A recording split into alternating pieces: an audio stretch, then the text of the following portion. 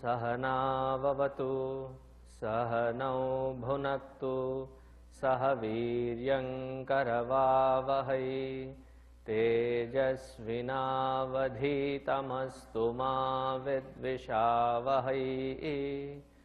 ॐ शान्ति शान्ति शान्तिः।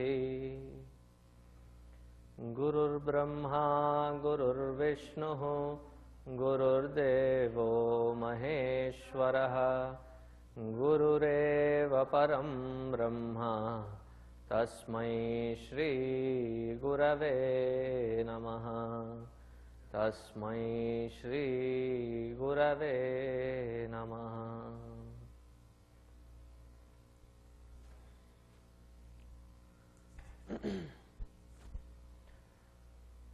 So an 8-year-old boy named Nachiketa, having reached the abode of Lord Yama, having finished his obligations towards his parents and Guru, having catered to the obligations with regards to the society, he now asked a seemingly simple question, but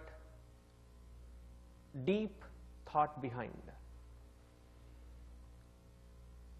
Lord Yama, who understood the question straight away, before he could answer, he wanted to test his student whether he was really qualified to digest the deep essence that he was asking. So as a test, he says in the 23rd and 24th mantra, Shatayushah putra pautran vrinishva bahun pashun hasti hiranyamashvan bhumer mahadayatanam vrinishva swayam cha jiva sharado yavadichhasi etat tulyam varam yadimanyase. These kinds of boons, if you can ask, I will fulfill them, I promise it. What are they? He says, ask for longevity. Ask for, great sons and grandsons and their sons, great progeny. Ask for their longevity. So this is just asking longevity and nothing else to survive on will be difficult. It will be a painful thing. This is not just that. Ask for all the comforts that you can expect. So where will all they live? I mean, they all live. Ask for a great piece of land which has all amenities in it. If you need to really ask for a boon, that should be the kind of the boon.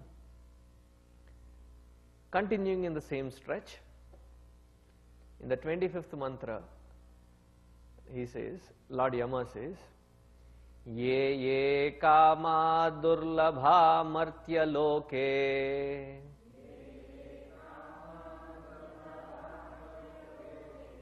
Sarvan kamans chandatah prarthayasva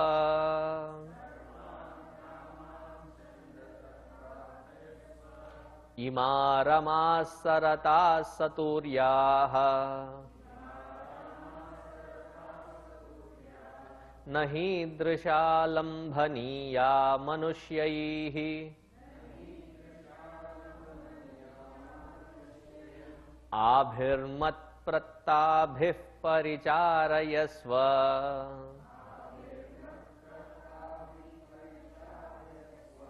Nachiketo maranam manuprakshihi.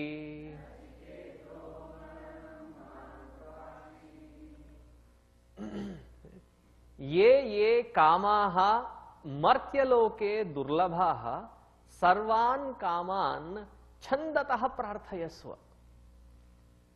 All those desires which you know cannot be fulfilled in the Manushya Loka, ask for such things which I have given you a word that I will fulfill. Let all your such desires be fulfilled. So, it's my imagination here again. Probably this, there are 4-5 mantras continuously, Lord Yama trying to dissuade him and distract him with various other desirous things. Nachiketa must have lost his patience. So he must have, still with his 2 hands on his hips, must have turned his head away from Yama. Accidentally in that direction there were lot of rathas, horses and apsarasas.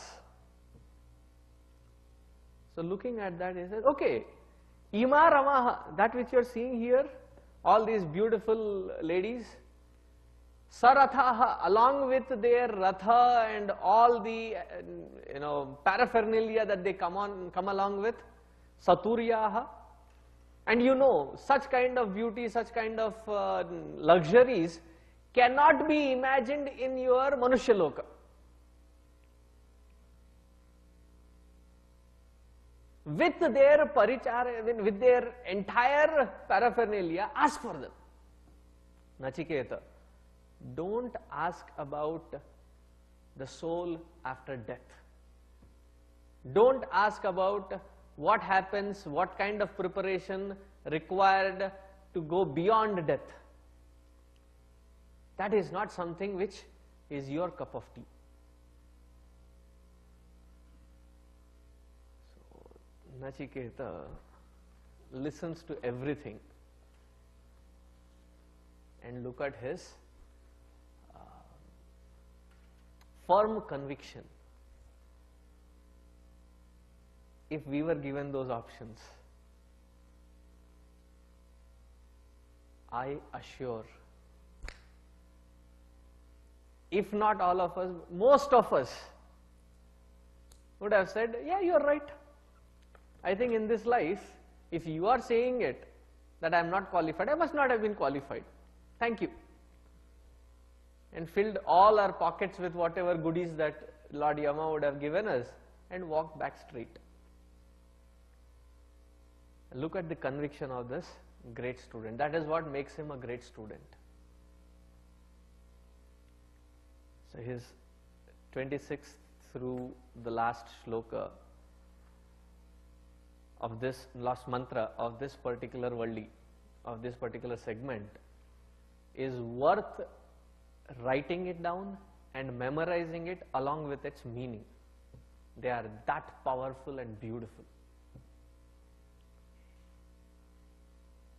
Needless to say, my roadmap, direction on this path of spirituality is guided with these mantras.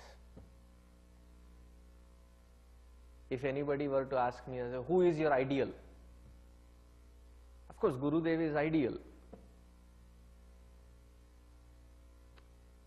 But in order to be his good disciple,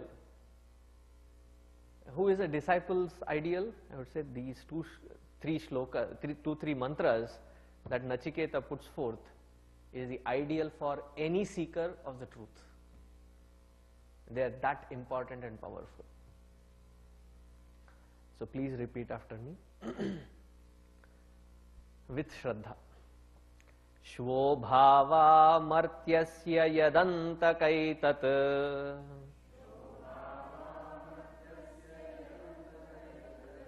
sarvendriyanam jarayanti tejaha api sarvam jivitam alpameva tavaiva vahas tava nritya gite.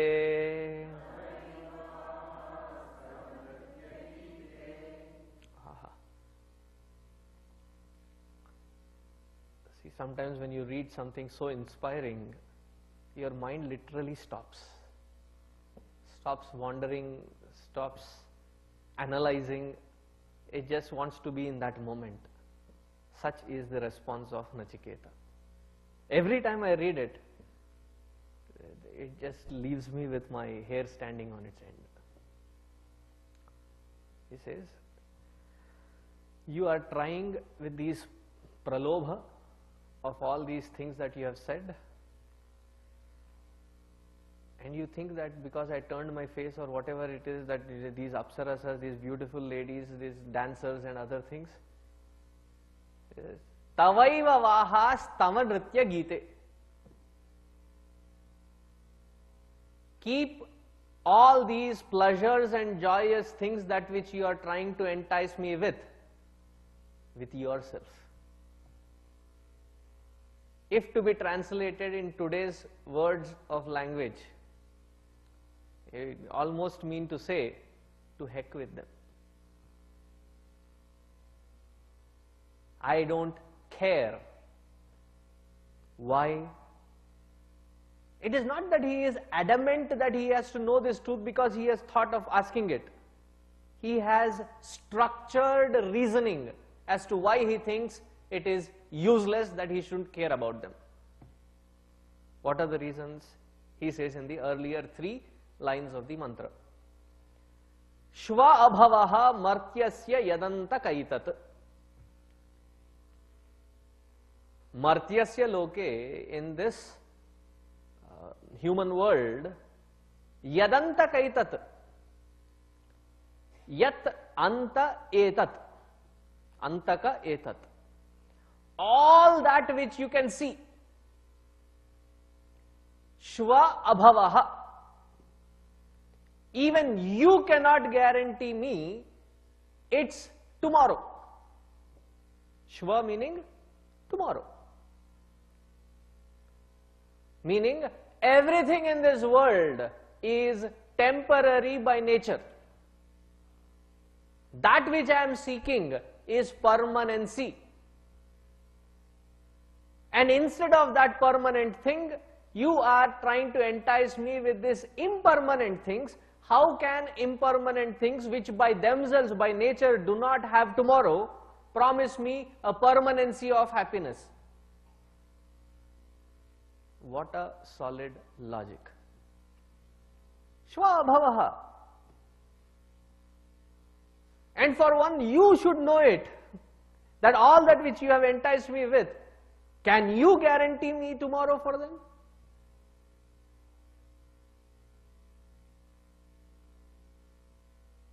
Okay, even if you guarantee that they will be there tomorrow, what is the nature of these worldly things, material things?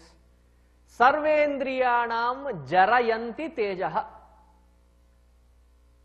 They are of the nature of sapping energy out of all organs of perception and action. To make my organs of perception and action nisteja, without any glow, energy left in them. That is how these worlds of materialistic things are. I am not saying that I will not use them. If necessary, if they have to be used, I will use them. But they are not something that I have to crave for, knowing very well that they are going to sap my energy, drain my energy. Isn't it true? And we get signals. We get signals from our own body. Hurry up. Meaning, don't keep looking downwardly. Hurry is up. So hurry up.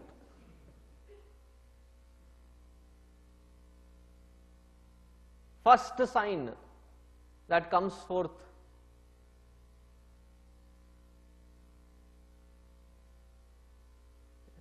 When you have the book, if you have reached that stage, you have already come to that first stage.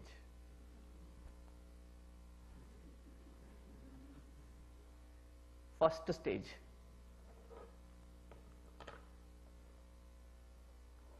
And quickly enough, as though the Lord inside wants us, prompts us to hurry up,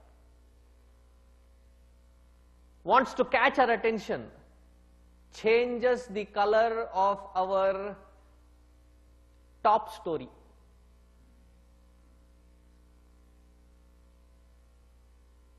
But we want to disguise it. And even any kind of color of hair, what color does it change to? Uniform, white. Why? The indication, the prompting even through that is, Miya bade kale ho, safed bano. Inside out it is all negativities and black blemishes that you are in, turn towards Satvikata. But how are we? We are blind to that nature, hence therefore we color according to the taste of the inner color. We don't want to agree with it. Then the hearing, then the sleep, then the appetite. One after the other there are signals given. Vehicles nut and bolts are getting old, cannot take it forward any further. Hurry up. Because you have indulged in this world of materialism enough.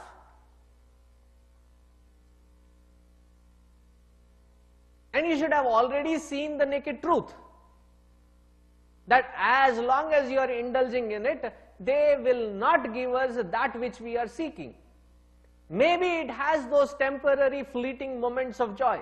True. They will anyway come to you even without you seeking it. It is a part of your life. It will come your way. Why crave for having something or why crave for not having something? Whether it be people, material, time, space, desha, kala, vyavahara, paristhiti, whatever be it, it shall drain our energies. That is how this world of materialism is. Sarvendriyanam jarayanti tejaha. And you are talking about, have longevity is what you can ask. And he gives such a beautiful thing. He says, Api sarvam jivitam alpameva.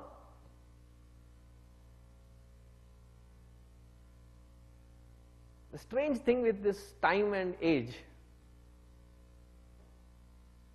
when we are young, we want to be recognized as old. When we are old, we want to be recognized as young. And protest, I am young at heart. Who is talking about heart?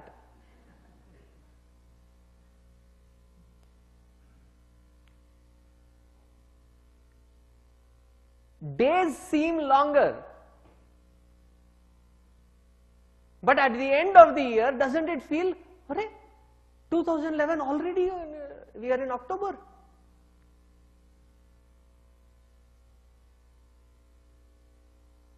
Doesn't it appear like January just went by? Already we are in October. Every year it is the same experience. Day seems longer, year seems shorter.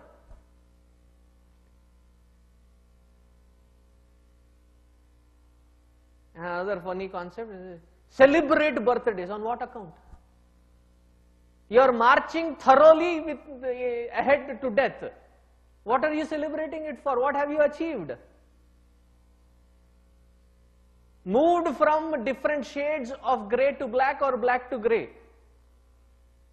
Remember, there is no shade in white. There are only shades in black. And is it worth celebrating? Rather, it should be a moment to step back, take account of our life, look into it thoroughly. Another year has passed by. Where have I proceeded? What have I progressed in? Understanding that, seeking blessings of elders, gurus and the Lord. Trying to fix our focus on that which is most important.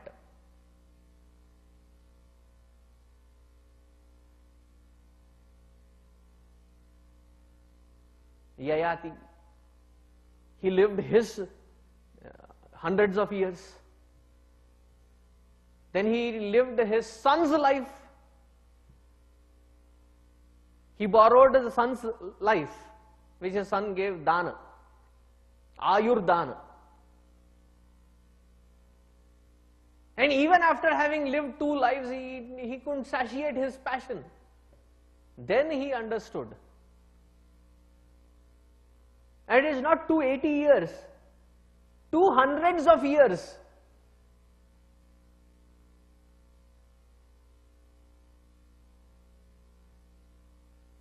We need not live 200s of years. At this moment, you have lived a variety of life. You have experienced various facets of life. Tell me one thing in this material world that has given you consistency of peace and happiness. Both.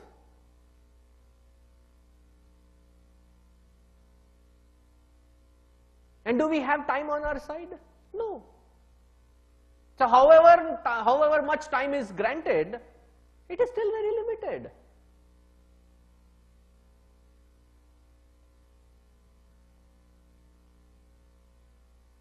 So he says, all these material things, apne paas rakho jao. Tavaiva vahas tava nritya gite. Let them stay with you. I don't care for such things. And he is not yet done. See, what beautiful analysis of that 8-year-old. That is called growing up. That is called maturity. Now, put that on one side and compare it with ourselves. Where do we stand? Can we claim ourselves to be grown-ups? Can we claim ourselves to be mature? Analyze. And this is for self-analysis only. And now we have this, so we compare X, Y. Why? It is for self-analysis only.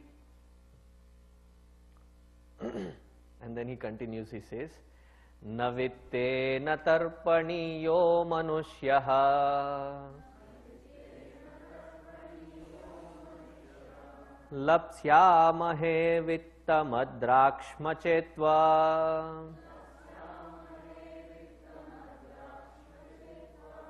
Jivishyamo yavadishyasistvam Jivishyamo yavadishishyasitvam Varastu me varaniyasayeva.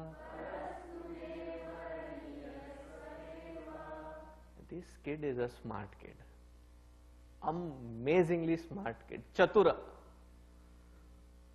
What does he say? Tell me, O Lord Mrityu, show me in the past. You have seen these many yugas, these many creations. Show me in any creation, any yuga, one person who has been satisfied with wealth. You said, ask as much as wealth you want, right? Show me one person who has been satisfied, saying, this much is enough.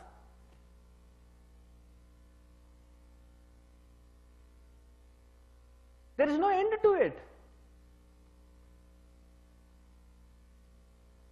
See, whenever I have gone to different houses for Bhiksha and in the table there are lots of topics, one thing that caught my attention and has helped me analyze us in this country, they say that when they had come into this country, they had come for their masters or research or whatever it be. They had come on, what do you call it? Scholarships. I am told they were given $500-600 per month as scholarship. A small little apartment, a husband and wife with $500. They could meet their ends. $500. 15, 20, 30 years later, an average Indian family earns, because both of them are usually working, is around how much? 160 to 180K per family per annum, and still not sufficient. Where is $500 and where is this amount?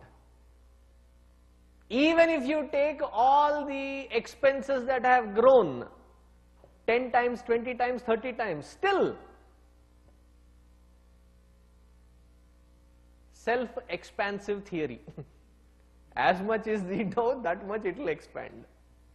The needs, the wants. So his challenge, tell me, show me one person in the entire history of humanity who has been satisfied with wealth. You've introduced them to wealth and they said, okay, 1 rupee, I'm enough. $1, I'm enough.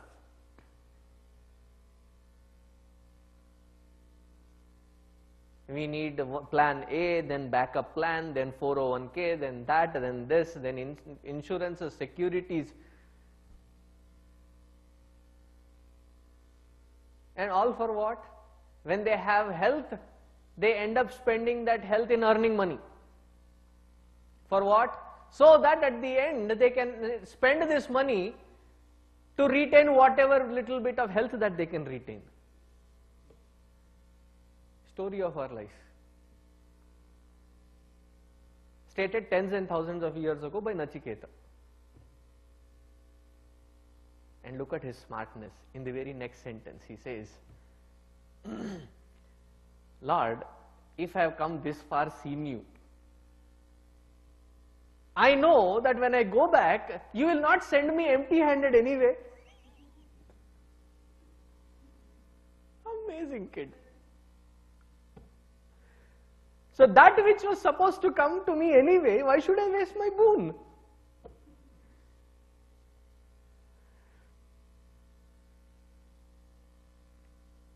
See, usually when you go visit your grandparents or something, they would always give you with some handy money. They would anyway give it, why ask again? So I have come to you and you will send me back. And when you send me back, you will never send me back empty-handed. I know these things are given. And as long as you are here, my life, my age is also guaranteed. So why do I need to waste another boon to seek these things which you are anyway granting? He has already twisted Yama's arms, both arms thoroughly.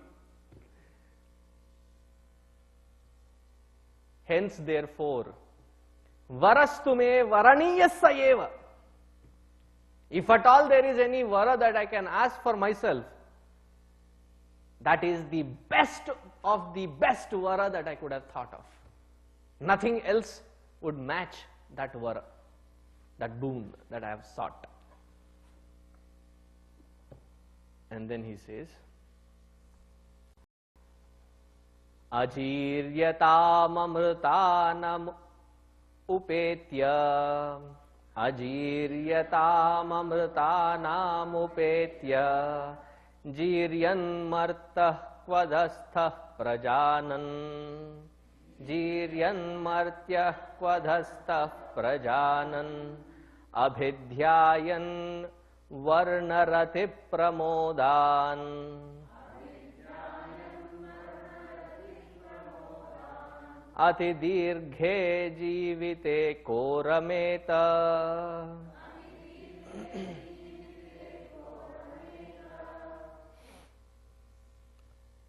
Kaha rameta. Who will be there to enjoy all this what you are saying? Is it really enjoyment? Why? The nature of the human, the nature of the world below, which is our world, the human world. The only consistent rule of this world is that change is the changeless law of this universe.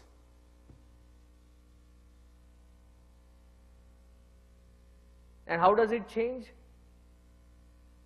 Jirayan martyah kvadhastaha prajanan. Everything is jirnavantaha. Everything in this mortal world decays. And when you go to the grocery store, on the groceries you have MFG and EXP,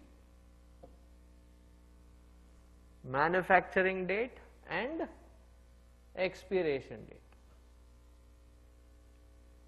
We know our DOB. We may not know our DOD, but it is certain. Show me one thing in this universe which does not have decay as its nature. Every particle of this universe has nothing but to decay. It may regenerate itself in a different format, but to change different formats is the consistent nature of this universe. How can you promise me that amazing glory that I am seeking through these little simple material things?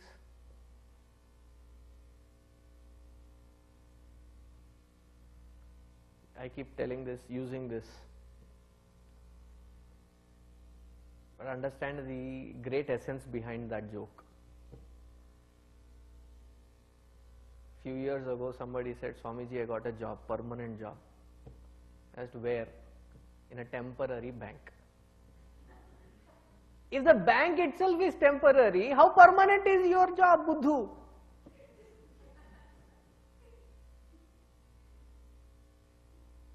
Similarly, if the nature of this universe is decay, how can it give us permanent nature of joy? That which we eat, how much time does it take for it to putrefy? Few hours. So that which is built on that nature of material, can it stay permanent? Take anything. So why are you giving me a wrong hope of long life, longevity, a lot of wealth, what is it that I can gain out of it?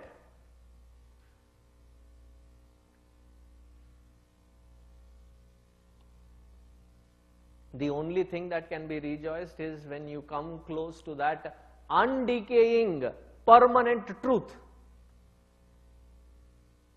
Not this Varna Rati Pramodana. Varna here has a meaning of beauty.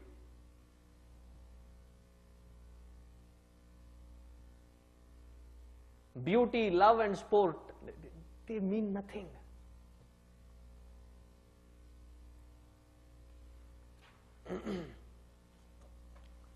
So as a final statement,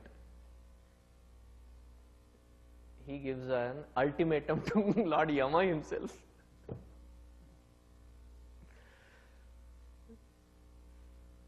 We should have courage of Nachiketa in our heart. Nachiketa is amazing.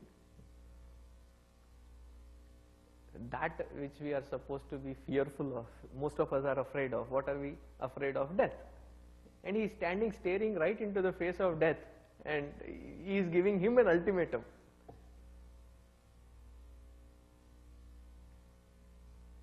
So he says, Yasminnidam vichikitsanti mrityo Yat samparaye mahati bruhi nastat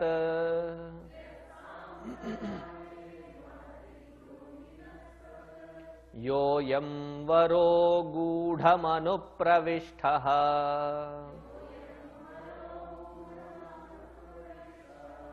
Nanyam tasman nachiketa vrinite.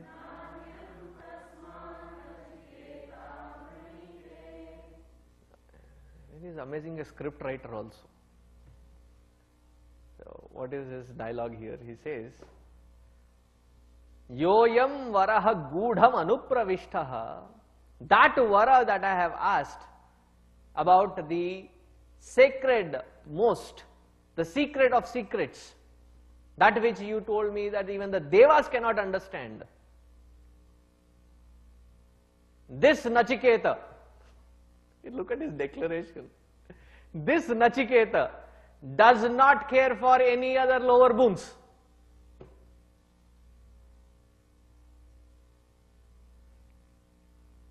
Meaning, if you can fulfill my that boon, fulfill.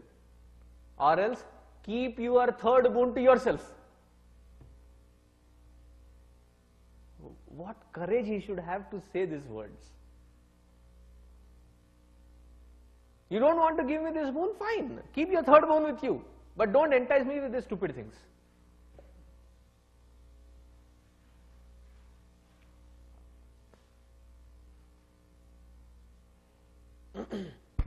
Because the only thing that is important is Yasmin nidam vichikitsanti mrityo yat samparaye mahati bruhi nastat. That which takes us away from all limitations, all binding factors, all that which makes us enslaved to, that which releases from all of this, bruhi nastat. Tell me that supreme knowledge alone, nothing else I care for. Yes, as a son, I asked for something that was my responsibility towards my parents. Yes, as a responsible person of this society, for the society, I had asked my second boon. Rest, I don't have any obligation. All that I am obliged to is my own self-realization, for which I have asked you that question. Care to answer that? Fulfill your third boon. Otherwise, keep your third boon to yourself. Return gift. Ja, rakh le.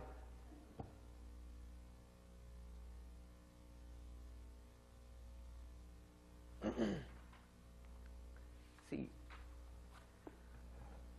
what does this show? The last 6-7 mantras here, it shows one thing clearly, that this Sishya had, first thing is that he had Viveka. What does Viveka mean? Ability to distinguish between that which is required and that which is not required, and the dispassion to give up that which is not required.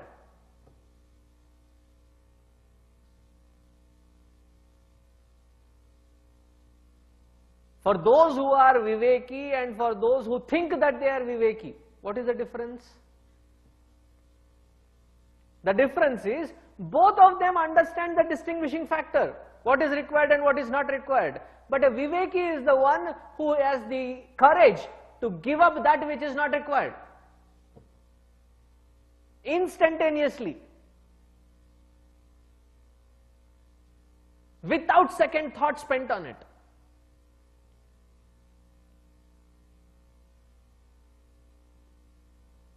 With no emotional entanglements, with their logic and reasoning high above the clouds of any emotional sentimentalism.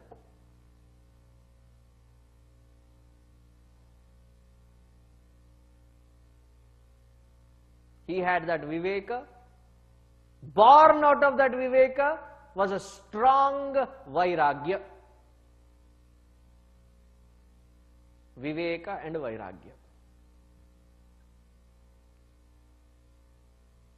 It was not just in a thought, it was in practical application.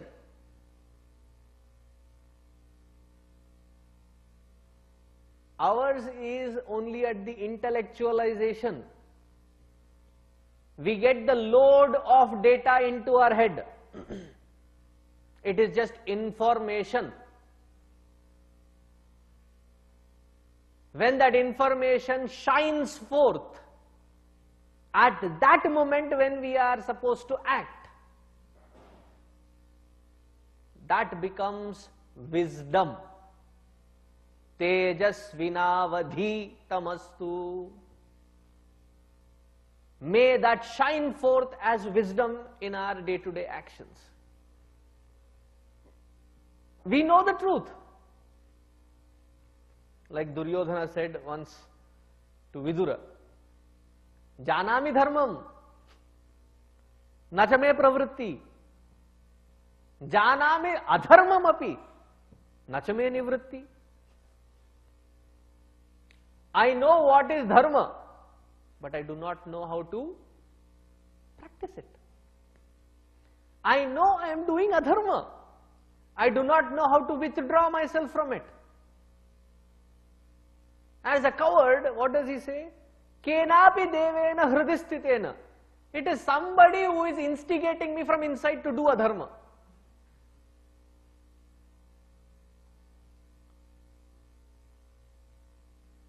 I want to withdraw, I want to apply, but circumstances, Swamiji.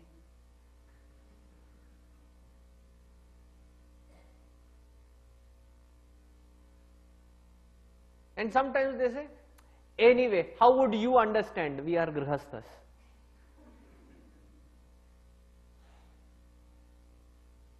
It's a total different ballgame.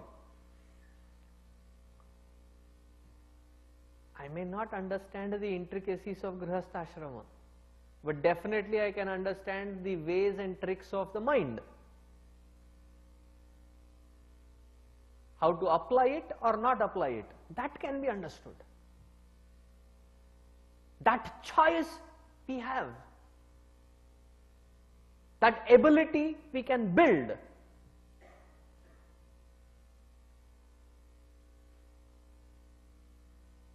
But we do not want to put that extra effort in life to mend our ways. Hence, therefore, we mind others' business. How the spouses think that the other person has to change. How the parents think that the children have to change. How the children think that the parents have to change. How both as a family put together think that the society has to change. As a society together, as a group together, we think that the nation has to change. As all the nations put together, the humanity has to change. But if the humanity has to say, who is the basic infrastructure, building block? It is you, the individual. If we are not ready to change, but keep anticipating peace and happiness, it will only add to the existing frustration to be continued. See, there are only two ways. Either accept that I should be satisfied with the frustrated life that I have because that is how I am supposed to be. Anyatha sharanam nasti. There is no other way to get out of it. This is how I should be. I'm fine with it. Accept.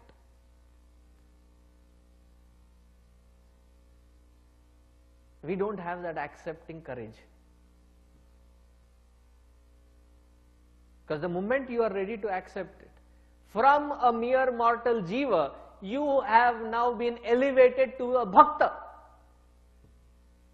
Because what does the bhakta say? Nothing is frustrating, nothing is, degrading. Everything that comes my way is the prasada from the Lord. I accept it completely. Do we have the courage to accept?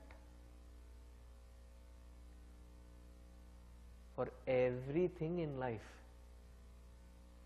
we have a statement to make, we have a complaint, we have a red flag raised. If it is too hot, it is too hot. If it is raining, yeah, this rain, If it is winter, so cold, Baba, these days, Texas also.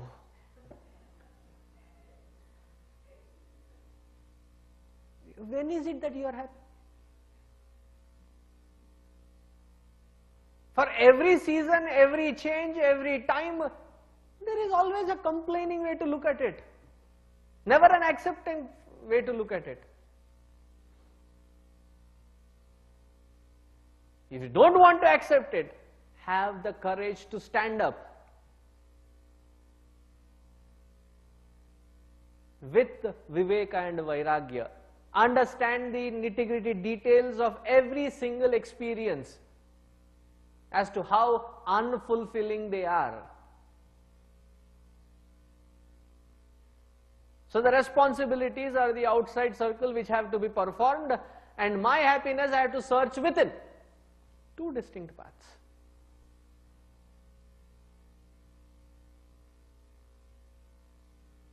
They don't cross each other's path. One is external, one is internal. And that is how he has done. All his responsibilities, he has fulfilled them. He has given his best as the situation was demanding. And then he said, now it is my turn to know myself. And he proved his worth, he proved his mettle to his guru. And Lord Yama was more than satisfied.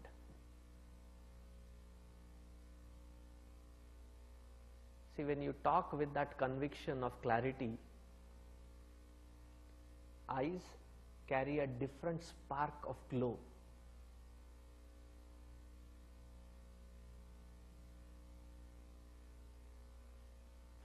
There are some of us who come to Vedantic classes. We extend our change to change of vocabulary only. Instead of saying my ill fate, we learn to say it is my prarabdha.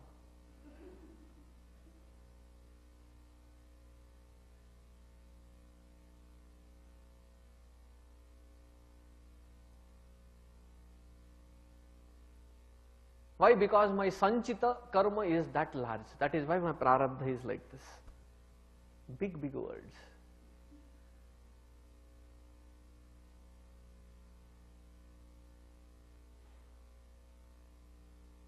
I know I am agitated because I am in the Rajasic state. Sattvic state would be ideal. Sattvic environment would be ideal. I am just waiting for that sattvic meditative mat. When everything is sattvic, that is when. How long will we fool ourselves with the change of externality? But here it was not just the mere words. There was that spark of clarity which could be seen not just in his words, but in his action displayed as Nachiketa responded. So to that Nachiketa, to that qualified seeker in Nachiketa, who had wisdom born out of clarity, who had that dispassion not out of desperation, but out of wisdom.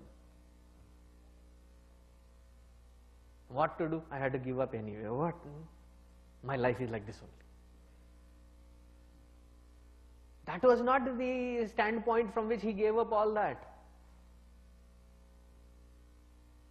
It was not lacharikanam. It was out of firm conviction that yes, I don't care for them, that they're not something that I'm looking for.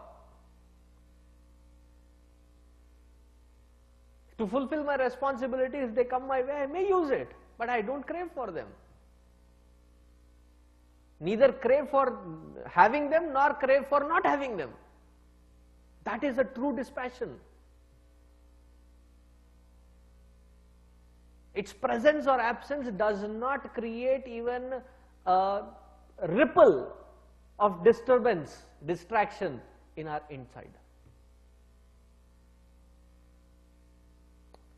So to that Nachiketa, that well-prepared Nachiketa, the message of the Upanishads is being given by Lord Yama.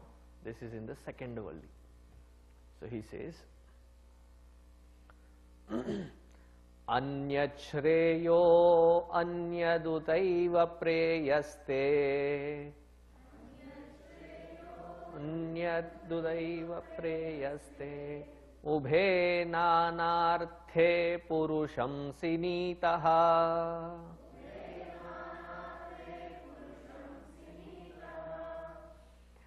Tayo shreya adadanasya sadhu bhavati.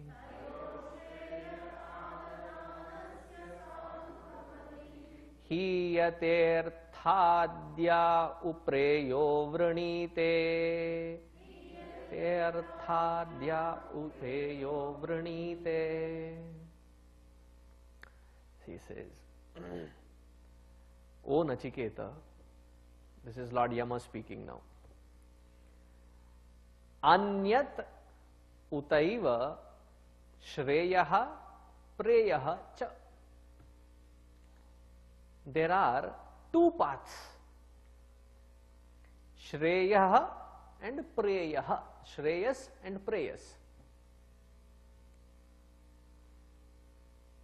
That which is good, absolute good, the path of absolute good, and the one which is the path of pleasant.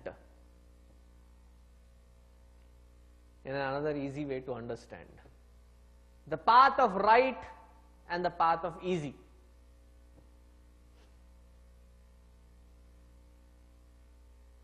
At every juncture in our life, we have these two paths that we can make a choice.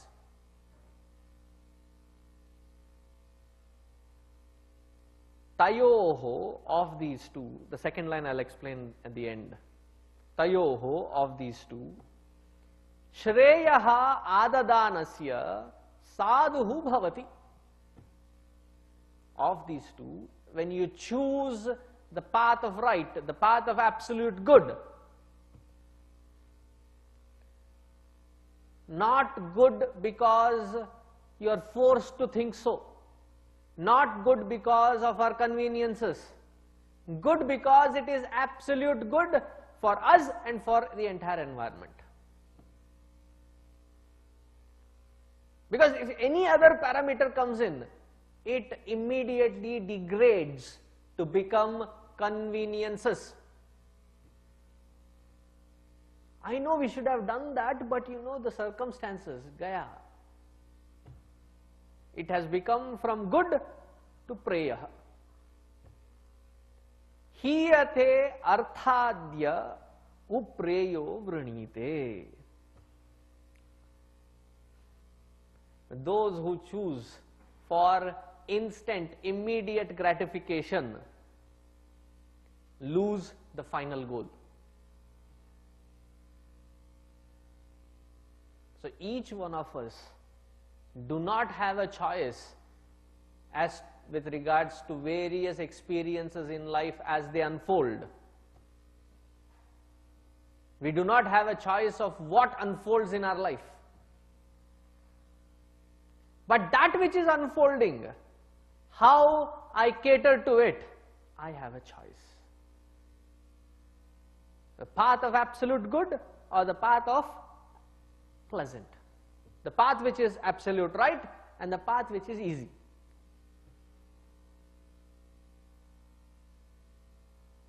And look deep within and say, what is the immediate, instant reaction that we have whenever we have those choices? What do we choose?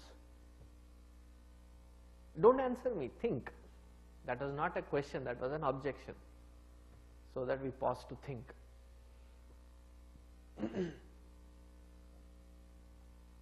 So you have an answer, right, inside?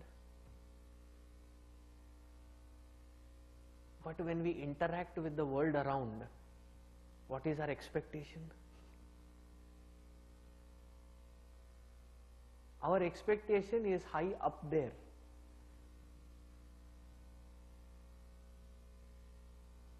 That you should have done the absolute good. Because you failed to do so, my life is like this.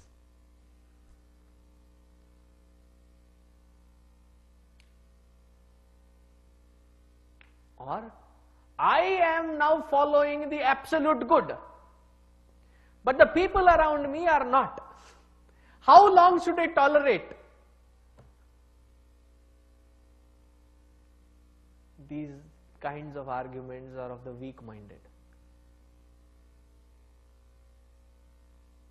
Why are they weak? Because They have understood the concept, but they have not yet convinced their own intellect of this concept.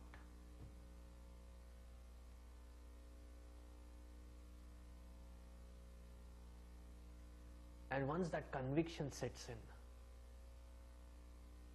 there is no looking back. Once that conviction sets in, there is no more guilt, but that conviction has to be firm. In the Nyaya Shastra they call it Stamba Nyaya. See, when you have a flag post or some pole that has to be erected, every August 15, January 22nd we used to do it in our school. So we used to bring that 15-20 feet pole and dig a hole 1.5-2 feet into the ground and then put this in the middle, fill it up with stones, take the other end of the crowbar and then crush them inside. After having pounded in all these stones, it's not done yet. You catch hold of that pole and try shaking it vigorously. It will shake because it is not grounded. So throw in more stones, crush them in. Till how long you should do this? Until that pole stays firm in spite of any such environment. That kind of conviction should come up here. Nanyah pantha yanaya vidyate. No other path. This is the path of absolute good, absolute right. Continuing further, he says, what is the benefit of these two paths? Shreyascha preyascha manushyametaha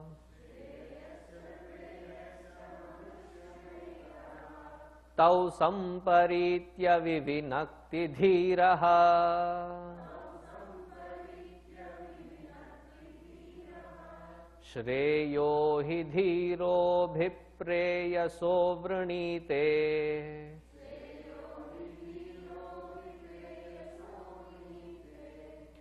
Preyo mando yoga kshemad vrinite.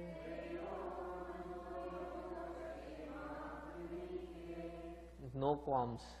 Bhagavan, the Lord Yama here is stating something very obvious. He is not giving a sugar-coated pill here. If this mantra smacks into someone's face, he means it. What is he trying to say? He says, Shreyaha preyaha manushya. Manushyam, to a human, they get at every intersection of their life, as life unfolds itself, they have these two choices, Shreyaha, Preyaha. Path of absolute right and path of absolute pleasant. See, between these pleasant and absolute good, the path of good need not necessarily be pleasant. More so that it is not pleasant at all.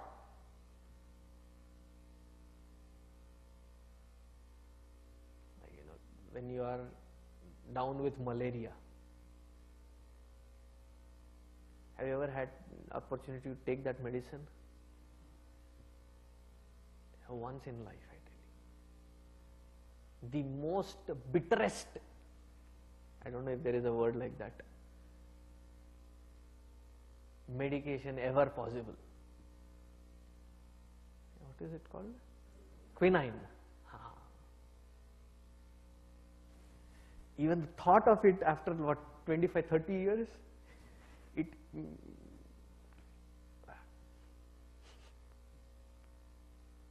my face changes. But at that moment, as a kid, did I like it? No. But was it right? Nothing other than that could have been right. What did I like then? I remember there was on the top shelf in the kitchen Nimbu achar, a pickled lemon.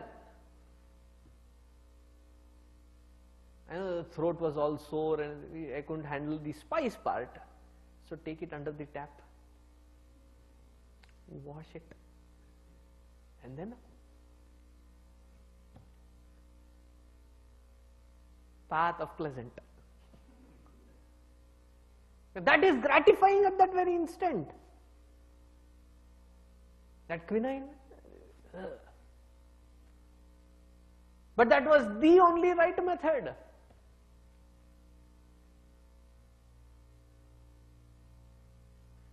There is no confusion. In every aspect of our life, it is that crystal clear as to what has to be taken, what we conveniently think has to be taken. There is no confusion. We are sold with our likes and dislikes. Hence, therefore, we take the path of praise. So here he says, when they come as an intersection, you have two choices. Dhiraha shreyahi vrinite. Those who are endowed with dhairya.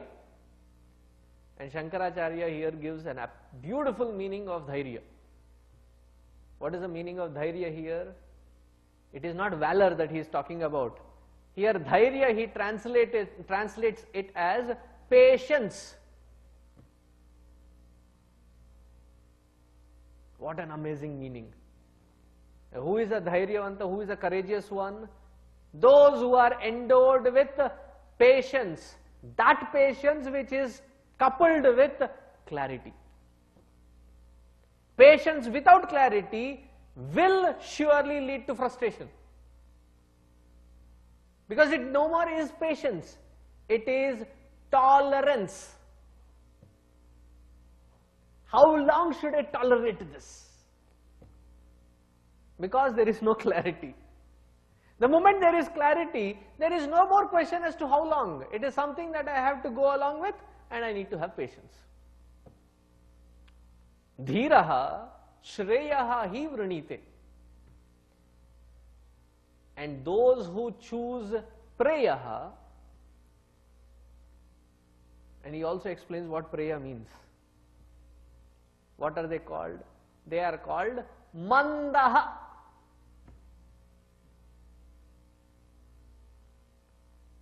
Mandaha, one meaning of manda is slow. Because of their extensive tamasic and rajasic nature, though externally they are agitated and restless, but that does not mean they are fast. Because of their choice of prayer, it shows that their intellect is slow, it is not sharp and subtle. Manda means slow. Manda also means dense. I like both meanings because we find both flavors. It is slow and hence therefore dense. It is dense, hence therefore slow.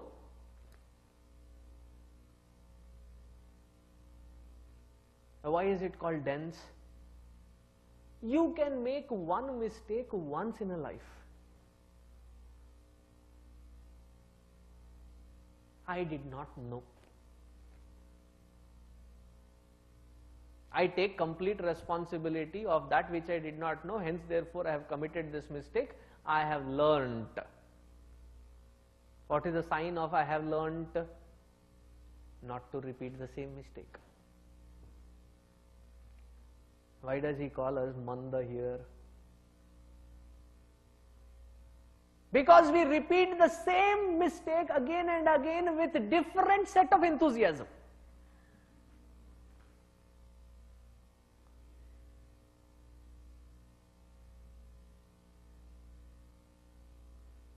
Sometimes entering into that temple in the initial days after we built that new form of temple and have the glass doors, it was taking too much of AC to turn that space cooler, so we have closed one side of the glass door entry. There were a couple of them who every time they came in, there are plants, there is a sign, there are obstacles. In spite of that, it seems funny sitting here analyzing them, but painful.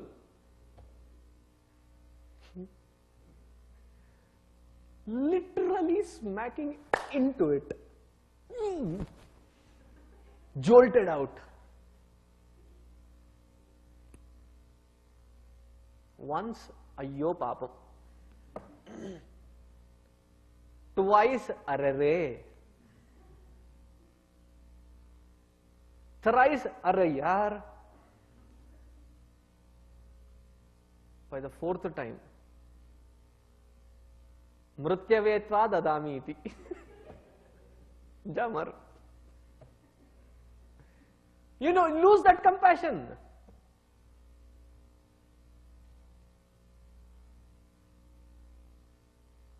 And imagine for a lifetime we have been doing that mistake. What is that mistake?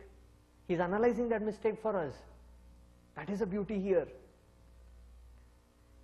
Yoga kshemad vrinite. What is our entire life's effort? He has put it in 2 words. Anybody's effort, he has put it in just 2 words. That is how shallow is our life. Just 2 words can convey the entire story.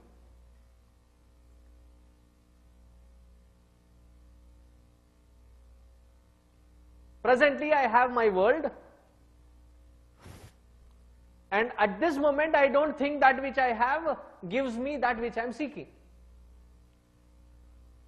Hence therefore, procure yoga. Procure.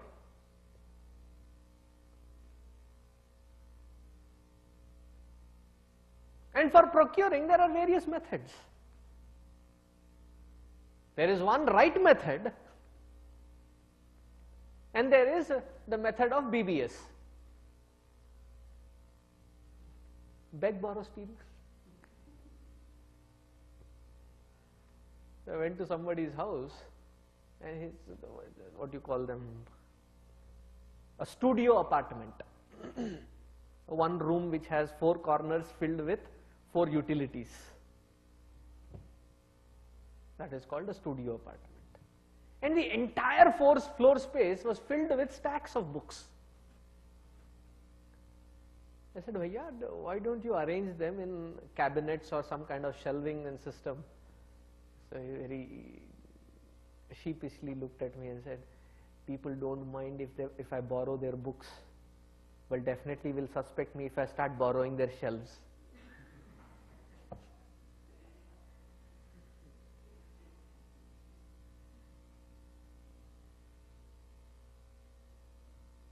That which I don't have, I need to aggrandize, possess, have. And that which I have, I don't want to share. I don't want it to be taken away. I don't want it to be stolen. I don't want it to be snatched away from me. Hence, therefore, kshema. That which I procure has to be secure. So the entire life, the only effort that has been put, procuring, securing, procuring, securing. Did we have time to pause and really relish that which we have procured and secured? No, later. After retirement, after I fulfill all responsibilities.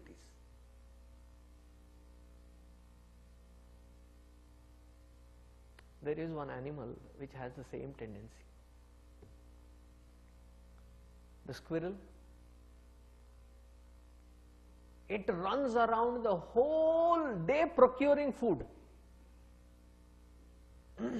After having procured, it has a little memory issue. It forgets that it has procured food and stored it. And that which it himself has stored, it will again search it, feel so delighted. Arre, more food! Grab that, store it somewhere else, and again forget. Constantly procuring, securing, procuring, securing. So just as my imagination, if given a chance of being human beings, we don't change this pattern, rest be assured what will be our next life. As the tendencies we build is what our next life.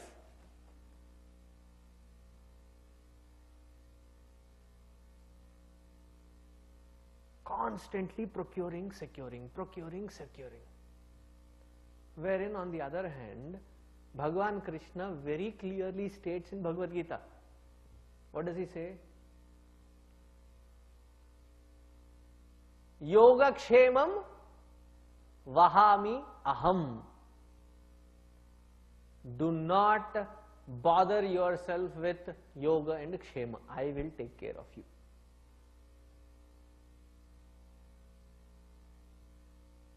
He has given his promise.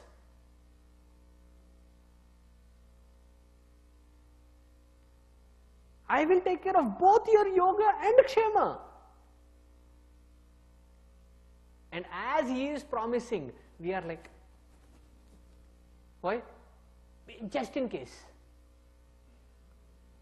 If what you promised doesn't work, just in case.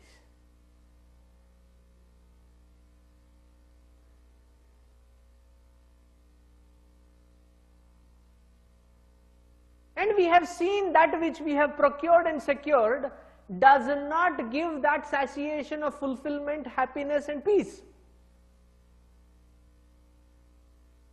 Even before we have enjoyed, we have grown out of it.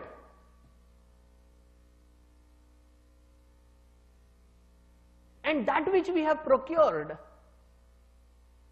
Gurudev says somewhere here, he says, we don't even have as a race of humanity to be 100% adharmis. If we were 100% adharmis, we would have reached the heights of glory.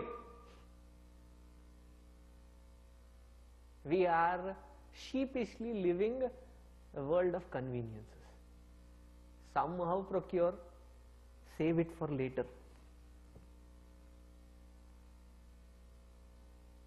Neither enjoy, nor cherish,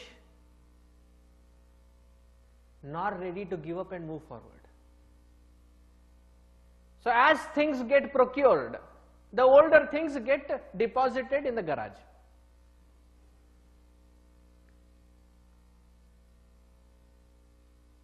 Have you observed? Most of us Indians do not have garage sale.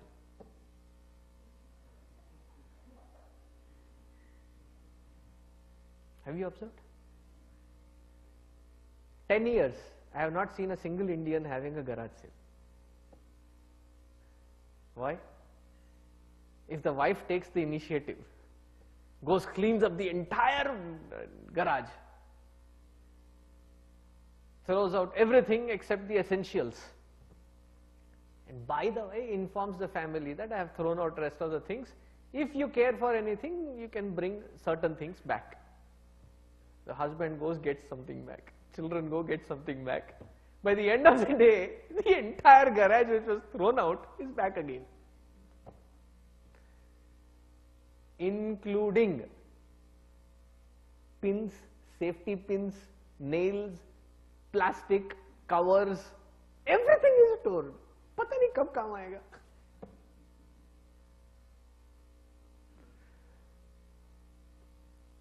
Am I exaggerating?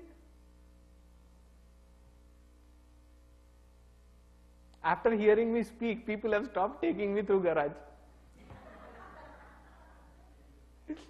Too dangerous with you with too much of information, Swamiji. Don't give you information now. But too bad, I've already seen. So he continues and he says, here in the third mantra he says, why he has chosen Nachiketa to be the right student to give this knowledge. He says, Sattvam priyan priya rupanscha kaman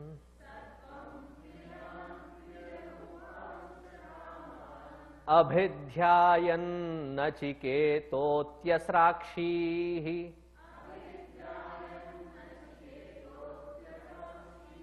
naitam srinkam vittamayim avaptaha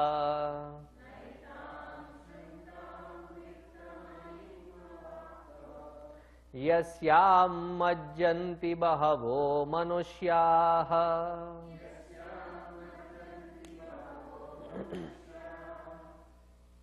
He says, O Nachiketa, Sattvam, you, Priyan, Priya Rupanscha Kaman, Abhidhyayan, Atyasrakshi. Atyasrakshi has almost the meaning of not just renounced, thrown them away.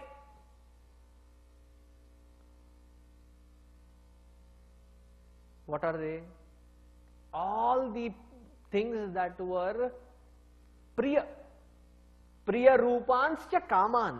All the desires that could entice any common human being. But not you. Na etam srinkam vittamayim avaptaha. These which bind you, srinkam. I tried to entice you with one, but you said you didn't want even that. And what is that path? Vittamayim avaptaha.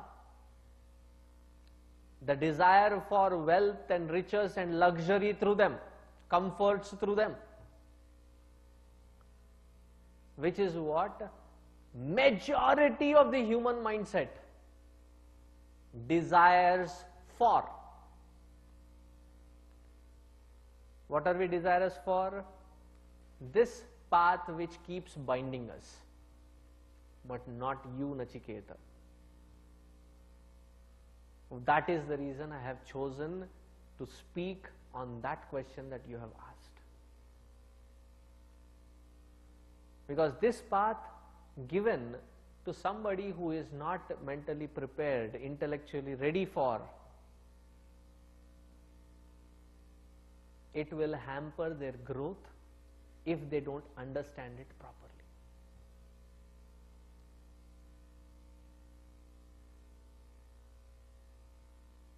After listening to the entire Bhagavad Gita, one person, he heard it from some Mahatmaji.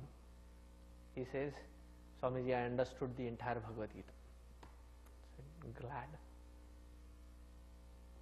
So what is it in a nutshell? He says, life happens anyway. And when life happens anyway, it is the ego that blocks it. Hence, therefore, don't block it. Don't take up any responsibilities. Eh? So far it was good. The final conclusion, I asked him a single question. After listening to Bhagavad Gita, what did Arjuna do? He didn't understand it properly, Swamiji. I was told that he asked Bhagavan Krishna of this knowledge even after the war was done. Because he did not understand it, he participated. Yo Rama.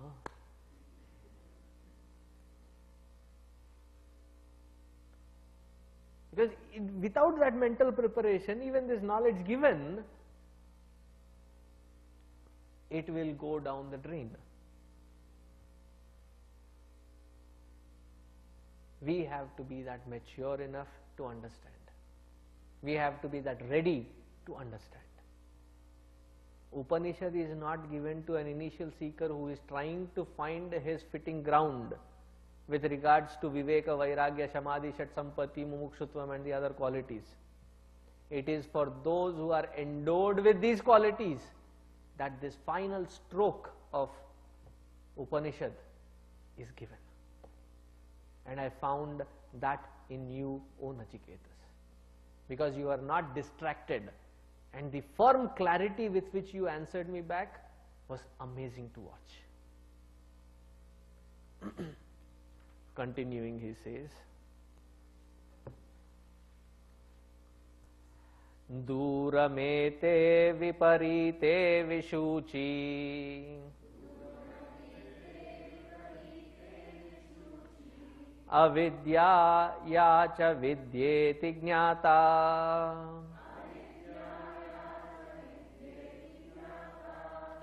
vidyabhipsinam nachiketa sammanye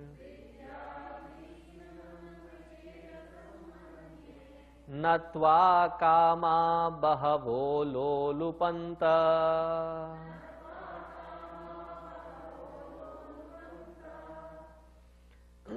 There are these two parts of vidya and avidya.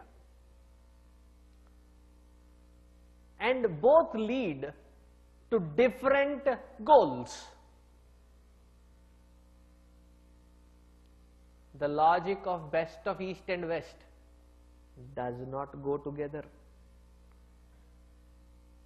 The logic of best of material and spiritual amalgamated does not go together.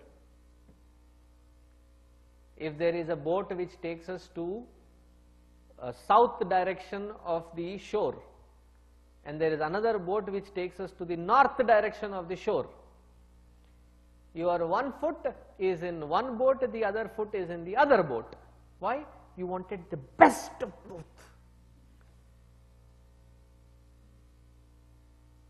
Soon, where will we find ourselves?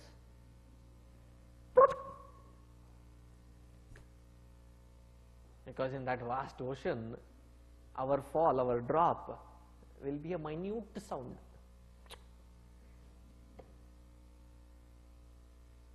Drown in confusion.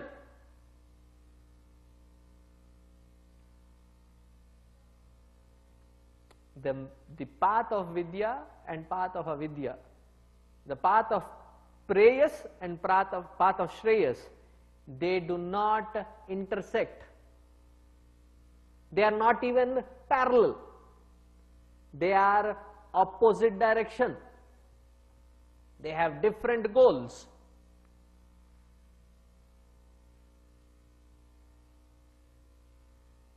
They are disconnected. I don't know how many more synonyms that I have to use.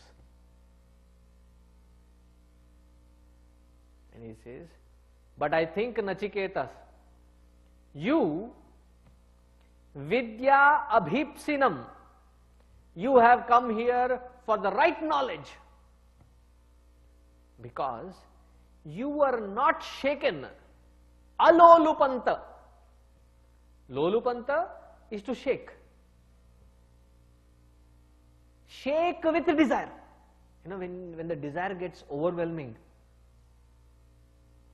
I don't know what kind of desire overwhelms you. But you get so excited. Maybe a new car, new home, new toy, new gadget, new whatever it is that you get excited.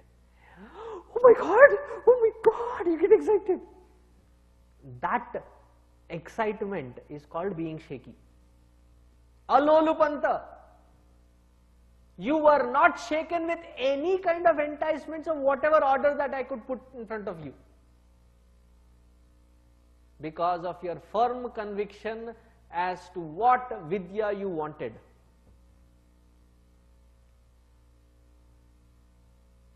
And this streak of knowledge, this streak of conviction is very, very rare to find in a student.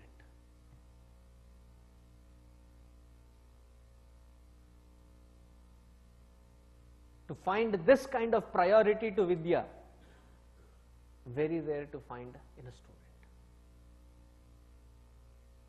So after these 4 mantras in the second valli,